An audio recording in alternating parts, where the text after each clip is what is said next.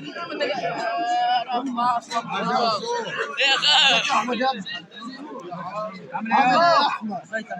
كويس.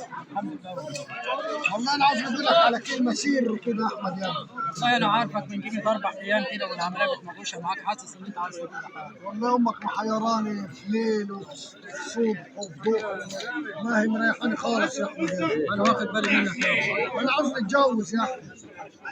هنجوزك بس يابا، انا عايز اتجوز، انا رايح هجوزك، انا عارف لك عروس. ماشي لما نتجوز يا احمد يعني يبقى بعد كده نجوزك انت. ويبقى سر بيني وبينك. ماشي بس ما تروحش تقول لامك يا احمد يا ابني. انا عارف لك عروس انا. ماشي يا عم قول لي على العروسه حلوه ولا شيء؟ حلو. حلوه؟ حلو. ماشي هنغني لك عليها غنيم. غني. شوف لك العروسه دي يابا، انا كنت بغنيها بس هي شكلها هتبقى من نصيب. ماشي.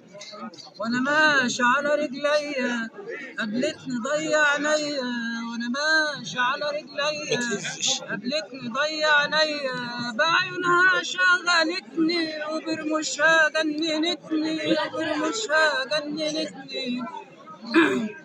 سنها فوق ال40 وخالية من ال30، سنها فوق ال40 وخالية من ال30، يا رب تكوني ليا واحطك جوا عينيا. هو دي صوت يا ابني، والله لو تسمعك العروسه دي ما مختلف ولا بصه في وشي. مع عروستك انت. ما هتكروش ببر اول ليله نروح نسهر هتكروش. مع عروستك انت مش عروس تاني.